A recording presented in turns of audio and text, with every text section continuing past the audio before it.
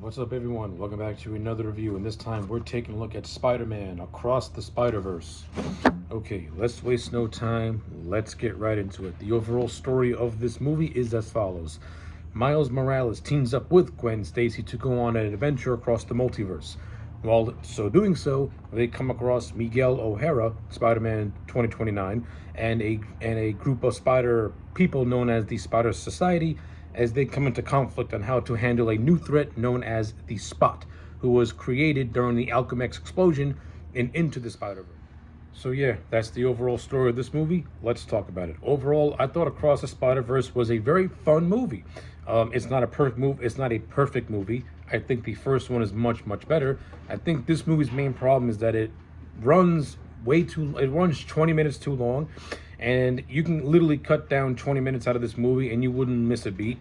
I think it does suffer from some pacing issues. It also suffers from having a very large cast.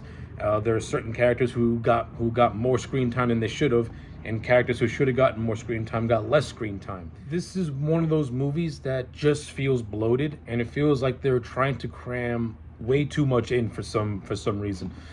Across the Spider-Verse definitely feels like the second chapter of a larger story, not just because it has a cliffhanger ending, but because it tries to pretty much tell you mostly everything of what's to come in the third movie. Like, this felt like a 2.5-hour setup for a third movie, and it didn't really tell an interesting story to itself. I mean, yeah, you do get some fun moments. I ain't gonna take that away from the movie. This is a overall very fun movie with a lot of pretty visuals, some awesome animation, and just a fun and talented voice cast that just crush it. But like I said, this movie's biggest flaw is that it feels like a second chapter, and it doesn't tell a more self-contained story. It feels like it's just setting up for what's to come for a much more larger movie.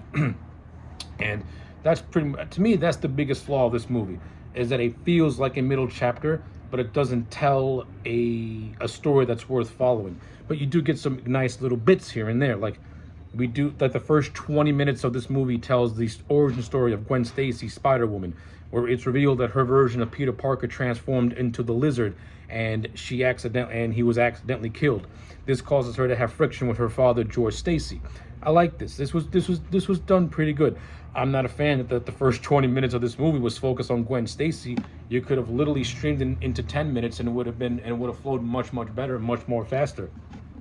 And you could have given those additional 10 minutes to expand on Miles Morales' story a little bit more, to expand on Miguel O'Hara a little bit more, and just maybe add a little bit more bits to the other spider people who get introduced in this movie that tag along for this adventure. That's what I did. That's what I would have done. This movie's biggest issue is the pacing, and that it does feel bloated, and that it does drag on for 20 minutes longer than it really should. But and the fact that it doesn't really have an overarching story in this movie. Like, really want to know, the overarching story of this movie is basically the Spot is causing havoc and the Spider-Verse is in peril. Miguel O'Hara is more or less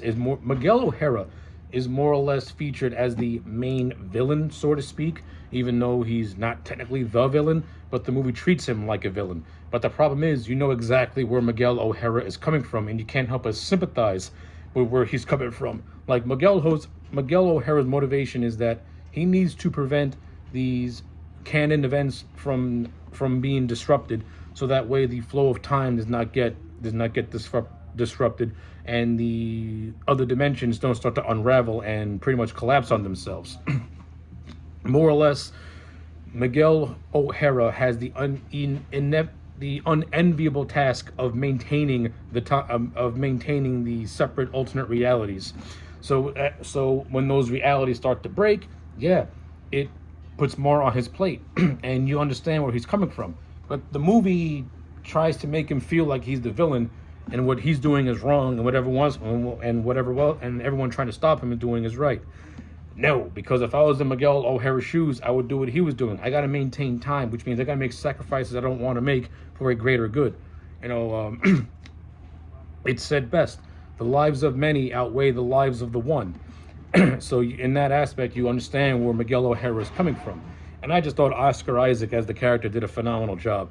Like this entire movie, a lot of characters in this movie say that Miguel O'Hara has no sense of humor and that he's the only Spider-Man who does not have a sense of humor.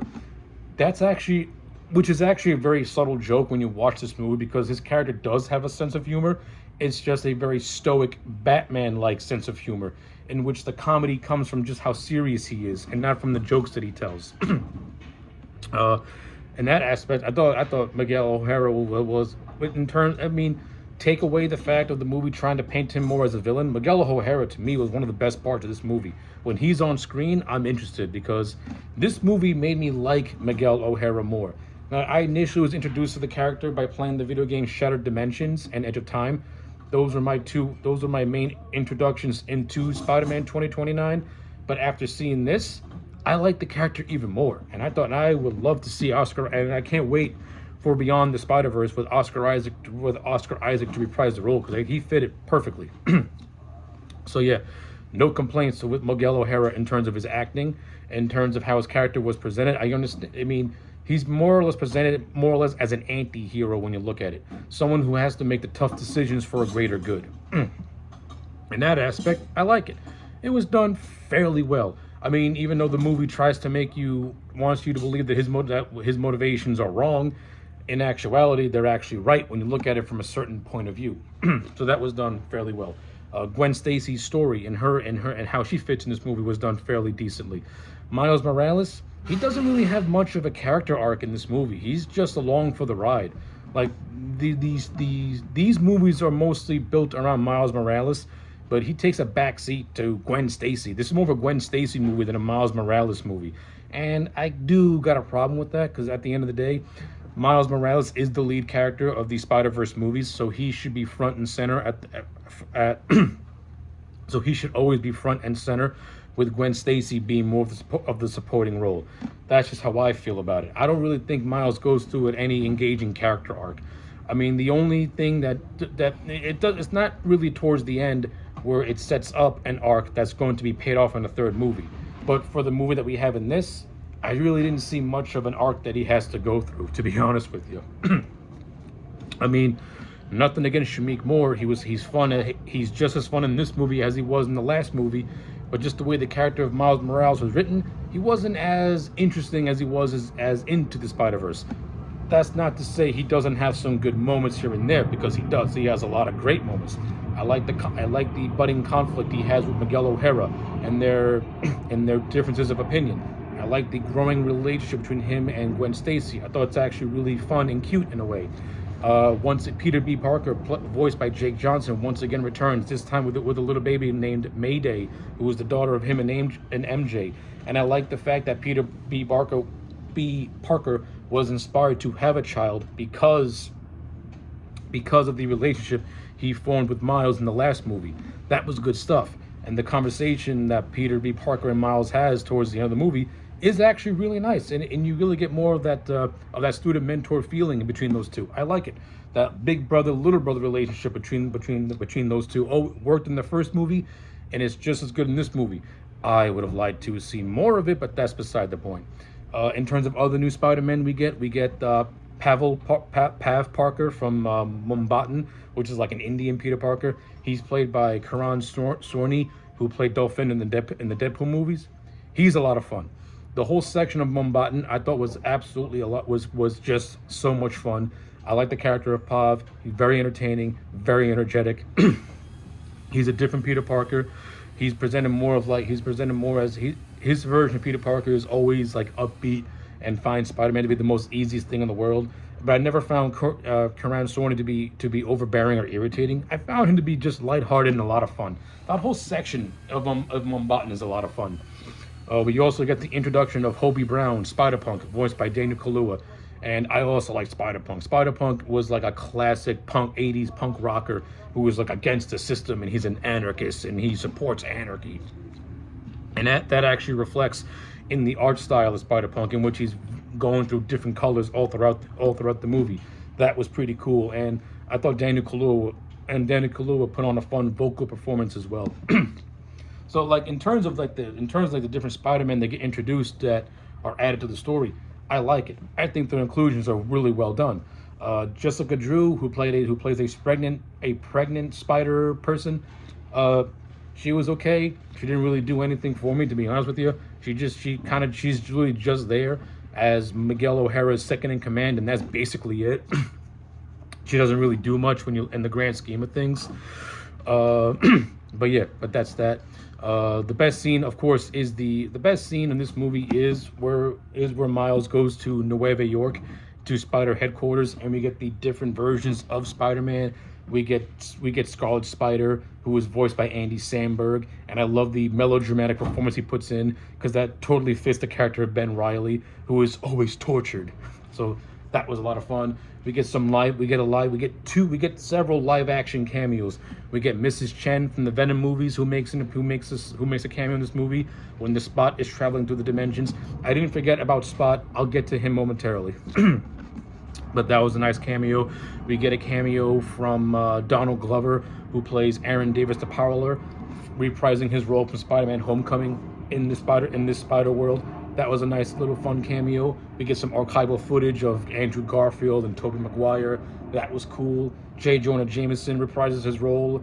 J.K. Simmons does a little reprisal of J. Jonah Jameson in some scenes. We get a nice look at Lego Spider-Man. Like cameo, like I call it cameo central, was a fun part of the movie. And the chase scene that actually happens when Miles Morales refuses to let his father die in his dimension, and it was revealed that the spider who bit Miles was never supposed to bite him because it was not from his universe. That basically sets off the catalyst of the third act, with Miles trying to get back home to save his dad from being killed, because it's revealed that every police captain that gets killed is a major turning point in the lives of all these Spider-Men, and that's known as a canon event that has to happen. And when the canon breaks, that's when that Pacific dimension starts to unravel.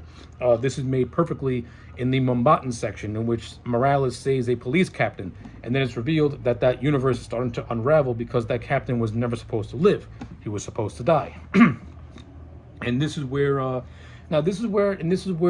you could say Miguel does his turn to being a villain, but I more or less find this to be somebody who was obsessed with making sure no other dimensions suffer the fate as another dimension, and that everything stays in its place without the without the worry of canon breaking and destroying universes. Like, Miguel's obsession is trying to control everything and trying to make sure nothing gets unraveled and that everything gets maintained. And of course, this leads to a highly entertaining chase scene of all the Spider-Men chasing Miles Morales throughout Nueva York, which is a lot of fun. We get a lot of cameos from like a web slinger Spider-Man, a Spider-Man therapist. It's fun. A T-Rex Spider-Man of all things. It's fun. It was a fun, entertaining chase scene. I liked it a lot. And of course, it all leads to Miles Morales accidentally going into the universe that the spider that bit him was supposed to be in, Earth 42, in which we find out that his uncle is still alive, but Miles' dad is dead, and because of that happening, this version of Miles Morales ended up taking up the mantle of the Prowler. Now this, of course, and this sets up the third movie. It also sets up Gwen forming her own little spider unit to try and save Miles, and we get a nice cameo of a Spider-Man, an unvoiced Spider-Man Noir makes an appearance in this movie at the very end. Please bring back Nicolas Cage in the third movie. I am begging you. So yeah, all that stuff was fun. I liked it a lot, and hopefully, Miguel does have his redemption in that third movie as well, because I like this movie made me appreciate Miguel O'Hara, and I would love to see more of him in a third movie. So now, with all that being said, let me talk about the Spot, who is more or less the main antagonist of the film. The Spot is voiced by Jason Schwartzman, and I thought he was a lot of fun of this character. I like how they tried to connect him to Miles Morales by going back to the first movie. So in the first movie, Peter and Miles infiltrate Alchemax to get information to stop the Collider. As this chase is going on, one of the scientists that was in that building at the time had an accident in which he got the ability to hop through different universes, calling himself the Spot. Like every black spot in his body, more or less, can make him travel through different dimensions. And more or less, He is presented as a comical bumbling buffoon. I thought who's constantly trying to convince himself and convince Miles that he's his greatest nemesis and that he's his greatest nemesis. At first, he's portrayed as a bumbling buffoon, but as the movie goes on, he starts to get much more serious and much more darker. And I thought Jason Schwartzman was a lot of fun as the character of Spot. Like when he needed to be comedic, he was funny. A lot of the good jokes come from the Spot. Particularly when they're traveling through Mumbattan. I thought that stuff was a lot of fun. And then when the Spot more or less evolves and he becomes more of a threat, and he threatens to pretty much take away everything Miles holds dear, that's where he starts to become more threatening. Like, this movie did a good job at making the Spot feel like a threatening villain, and towards the end, you kind of buy him as the arch nemesis of Miles Morales. I like how they took a D-list villain and more or less, made him very entertaining and presented him as a threat that you can take seriously. Nothing against that. Kind of like it. It was good stuff. So yeah, with all that being said, I actually do enjoy Spider-Man Across the Spider-Verse. I don't think it's as good as the first movie, but I do think it's fine for what it is. It's got fun animation that mimics the comic books. The first movie had great animation. This one's no better. The animation is fantastic. The action sequences are thrilling and a lot of fun. The new introduction of Spider people that debut in this film, like Spider-Punk, Miguel O'Hara, and Miguel O'Hara, are welcomed additions. Pav from Mumbattan, he was a lot of fun as well. And I just like Spider Central. That was good shit too. If I do have one complaint, I didn't like the fact that Ben Reilly, didn't get a chance to have a good action sequence. He kind of gets transported back to his own dimension in a very comical way, because I was kind of liking the over-the-top melodramaticness of Andy Samberg. I thought that was actually really fun. I would like to see maybe a little bit more with Ben Reilly, but that's just a personal pet peeve of mine. But yeah, overall, Spider-Man Across the Spider-Verse for me is gonna give it a solid 7 out of 10. I enjoyed the movie, but yeah, it does feel bloated. It doesn't really have an overarching story. It's more or less a setup movie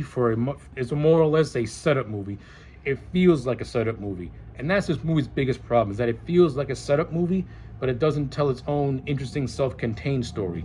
That story does not come until like the last hour, until like the last, I want to say, 45 minutes, when Miguel O'Hara and Miles Morales start to have their conflict. That's where the movie starts to have its own story, and up to that point, kind of took a while to get there. But as an overall movie, very entertaining. I recommend it if you like the Spider-Verse movies. So yeah, 7 out of 10 for Across the Spider-Verse. Let me know your thoughts in the comment sections down below. Like the video and subscribe, and I'll check you back next time for more.